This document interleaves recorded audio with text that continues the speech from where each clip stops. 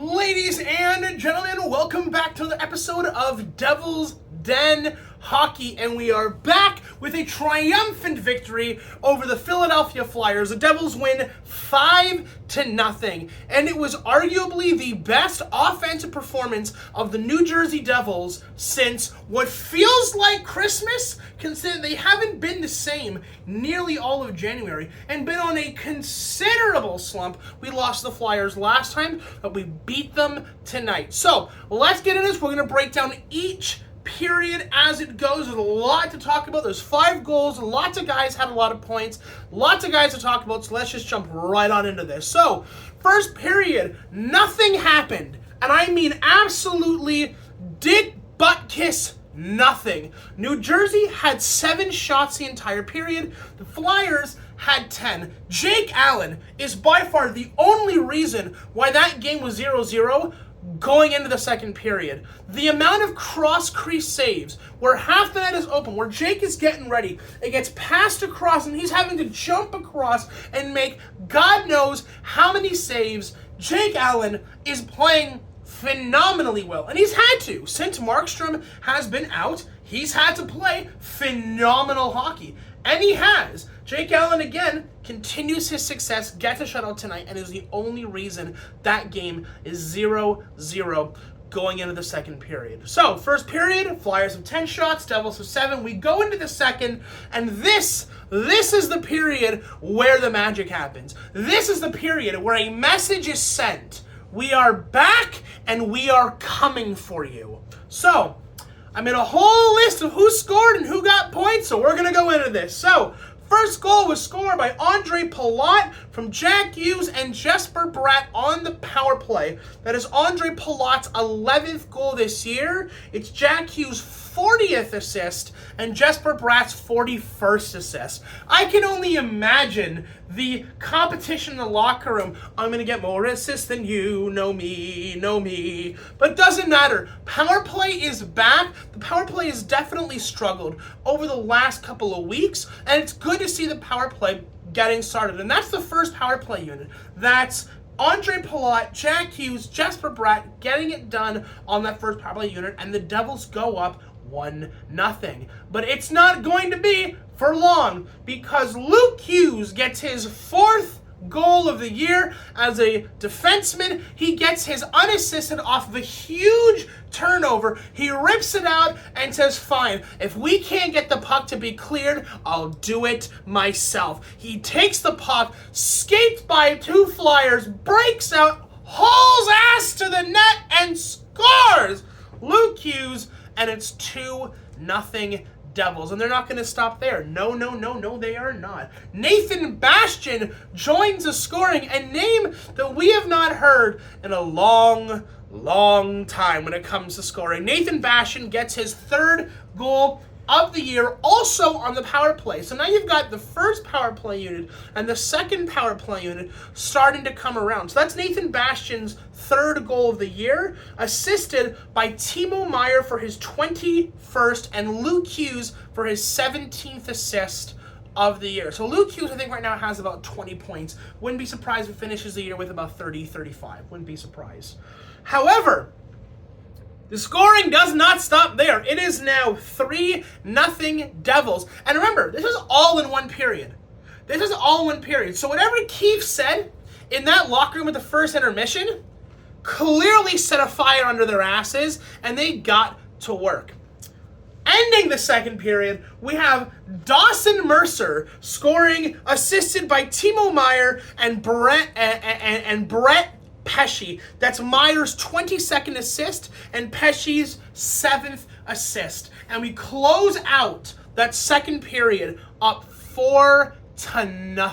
The Flyers have absolutely no response. We chase their starting goaltender out of the net, and they have to put in their backup. But let's be clear, the backup, he's not going to have a great night either, because we enter into the third period, and almost immediately, about a minute and a half into the third period, Jack Hughes scores his 20th of the year off a beautiful tic-tac-toe pass with Jesper Bratt, the two of them having chemistry that we haven't seen in so long. long, and it's so nice to have it back again. Jack Hughes gets his 20th of the year, assisted by Jesper Bratt for his 42nd assist of the year, and Pesce for his 8th assist of the year. And the Devils end up closing out the third period with a victory, 2 points in regulation against a Metro Division rival, 5-0, and Jake Allen gets the shutout. Great job for Jake Allen. Now, a couple of things that I want to make a note of. First and foremost, we've been having some issues with special teams. No goals scored against us in the penalty kill, and there were a lot. This was a physical, tough game. There were guys hitting left, right, and center. There was scraps. There was fights. Well, kind of pseudo fights. But there was a hard-hitting game. Dylan, by the way, giving one of the best NHL open ice hits I've seen in God knows how long. Flyer guy, bursts down to our side of the ice, and Brendan Dillon is waiting for him in the neutral zone. He knows that pass is coming to him, so what does he do? He plants his feet, he steps up, and he nails a sumbitch with a shoulder-to-shoulder check, which sits his ass on the ice. It is a completely, and these are the hits that I love to see. You guys know that I complain a lot about hits in the NHL. You guys know that I have a field day about certain players and certain kind of hits in the NHL. This hit by Dylan was the gold standard of NHL hitting. This man connects shoulder to shoulder, puts his ass on the ice, and stops potentially an odd man rush. Because if Dylan does not connect on that hit, that's potentially a 2-on-1. That's potentially a breakaway on the goaltender. Because if Dylan steps up and he misses that hit, we are screwed. But Dylan, the foundation, the building block on which our grit is based off of, with McDermott and Dylan, and hell, even Pesce recently, the foundation, the building blocks of what it means to hit. And thank you, Brendan Dillon. You have redeemed yourself in my eyes with that open ice hit. Not only that, we talk a lot about how good the goaltending has been of late. We've talked about how good the defense have been of late. But we've talked about how the offense just has not been able to get their shit together. Well, I made some notes on our offense, okay? Tonight and tonight alone, Jack Hughes had 2 points. Jesper Bratt had 2 points. Meier had 2 points. Pesce had 2 points. This idea that the Devils don't have the capability to get depth scoring from not only their offense, but also their defense is a myth. They've had their struggles as of late, but this team's capability to score from every single facet of their team is a myth. We can score. We will continue to score. We just need that right motivation. And with Nico Hischier gone, motivation is few and far between. But tonight, they lit a fire under their own asses and said, we are better than this. Let's get out there and let's score some goals. And they did. Just a little thing on depth, because I know New Jersey's had a lot of issues with depth recently. Let me go over this, all right? Tonight and tonight alone, the first line connected for a total of 5 points tonight, which means the first line was so effective that they were almost included in every single goal. Almost, not quite, but Bratt having 2 points, Hughes having 2 points, Palat having a point. That's 5 points on a night where they scored 5 goals, okay? The second line had 3 points. Meier had 2 points. Meier alone had 2 points himself, okay? Third line didn't show up tonight, but it's a line with Cotter, Tatar, and Lazar. I wasn't expecting, that is not a line that's scoring. I mean, maybe Tatar, but not really.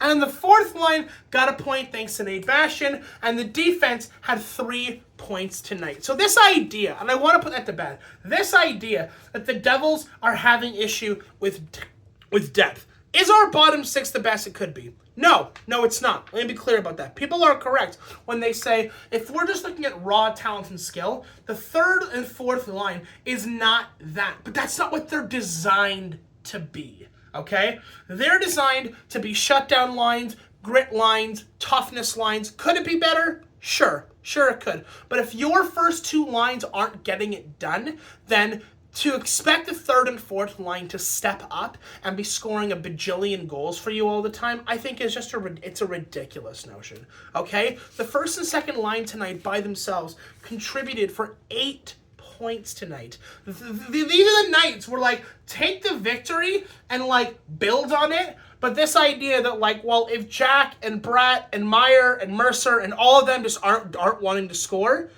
then it's on the third or fourth line, but that's not what they were designed to be. Anyways, last thing before we call it before we call an end here, Jake Allen, who I think needs to be getting some more positivity for Allen. Allen in Markstrom's presence, in Markstrom's absence, I feel like even though it's only been like 2 or 3 games since Allen has started playing, he has kept the Devils in it every single step of the way. This is a backup goaltender. This is a goaltender tandem of Markstrom and Allen, which is, I'm sorry, our goaltender tandem is probably arguably one of the most underrated goalie tandems in the NHL, okay? You can't give me a better goaltender tandem. We used to have, the Boston Bruins used to have Swayman and Ullmark. And I know the Leafs have had a really good tandem in Wall and Stolar. Stolar's obviously being injured. But, like, our 1A, 1B combination, our 1-2 punch to the uppercut is such a great goalie tandem. It's just, like, and they've been so consistent, the both of them, okay? Allen has played a little bit less. Hasn't played as good as Markstrom as of late, but, like, the fact that Allen has to make, like, 3 or 4 cross-crease saves or 3 or 4 absolutely unreal saves a game to keep us in it, and we can rely on him to do it, puts the Devils in a much better position. We just need to hold the boat until Markstrom and Hischier can get back. It's just hold down the boat until these guys can get back, and the Devils would just need to, like, they just need the right motivation. And this is where Keith has to come in. This is where Keith has to come in and be like, look, guys, we're starting to slide. We're starting to slip. We used to be number 1 in the league. Now we're 7th or 8th or 9th in the league. Now, we used to be top of the Metropolitan. Now we're 3rd in the Metropolitan. We are slipping. And with the arms race that feels like is going on in the Metropolitan, with the Carolina Hurricanes landing Taylor Hall and Mikko Rantanen, I feel like there's a lot of pressure right now on the Devils to be like, okay, guys, get your shit together. Because if we play the Canes in the first round of the NHL playoffs, we are going to have our shit kicked in. I do feel like that's going to happen. I could be wrong. And again, I hope I'm wrong. But it's totally possible. Anyways, on that note, guys, we're going to hop out of here. And I will see you guys in the next video. Have a great one.